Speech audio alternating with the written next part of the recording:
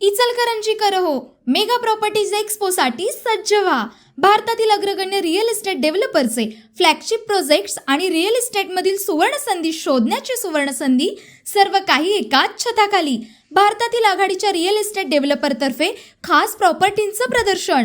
स्थळ status in hotel Ichalkaranji. दिनांक 22 August 2026. वेळ सकाळी 10 ते संध्याकाळी 7. सत्ता स्थापनेनंतर आजपर्यंत काउन्सिलच्या बैठका केवळ विषय मंजुरीपुरत्या मर्यादित राहिल्या असून मंजूर कामांसाठी आर्थिक तरतूद करण्यासाठी बैठका झाल्याचे दिसत नाही.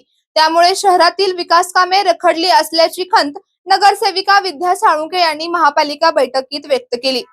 शहरातील 33 शाळांमध्ये स्वच्छता व संरक्षण भिंतीबाबत विषय मंजूर असतानाही प्रत्यक्ष कामे पूर्ण झालेली नाहीत. प्रशासनाच्या काळात 15 जून पर्यंत विद्यार्थ्यांना शालेय साहित्य मिळत होते, मात्र सत्ता व सभागृह अस्तित्वात असतानाही अद्याप विद्यार्थ्यांना शैक्षणिक साहित्य मिळाले नसल्याचा मुद्दा साळुंखे यांनी उपस्थित केला. प्रशासन काळात विकास कामे होत होती, मात्र आता ती रखडली आहेत. मंजूर विकास कामांचे ऑडिट झाले आहे का, असा सवालही त्यांनी उपस्थित केला. शिक्षण सभापती म्हणून अपमान झाला तरी तो सहन करून कामाला लागेल, मात्र प्रशासनाकडून अपेक्षित सहकार्य मिळत नसल्याची भावनिक खंत त्यांनी व्यक्त केली. रवींद्रनाथ विद्यानिकेतन शाळेत सुमारे 1600 विद्यार्थी असून 8वी पर्यंत शिक्षणाची सुविधा आहे. पुढील शिक्षणासाठी विद्यार्थ्यांना अन्य शाळांचा शोध घ्यावा लागतो. त्यामुळे या शाळेला पुढील वर्गांची मंजुरी दिल्यास विद्यार्थ्यांची मोठी सोय होईल, अशी सूचना साळुंखे यांनी प्रशासनाला केली.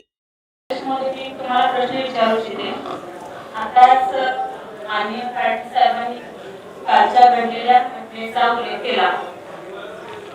सर्व पेपरामध्ये ह्या घटनेबाबतीत सर्व बातम्या आलेल्या आहेत.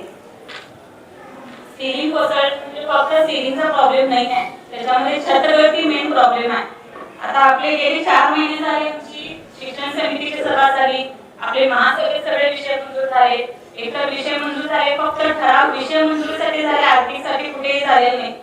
तरी सुद्धा छतावरती आहे, शालेय साहित्य आहे, डेस्क स्टॉक आहे, बेंचेस आहेत, वर्गखोल्या आहेत, 5वीचं सायकल वाटप आहे, शाळांसाठी स्वच्छता कर्मचारी उपलब्ध करून देणे आहे, फ्लॅट सूट आहे, स्वच्छतागृह दुरुस्ती बांधकाम आहे, शाळांना संरक्षण भिंत बांधणे, सीसीटीव्ही कॅमेरे बसवणे, आणखी असे भरपूर विषय आम्ही मंजूर करून घेतलेले आहे. फक्त विषयच मंजूर झाले, त्या कामांची पूर्तता कुठे होताना दिसत नाही.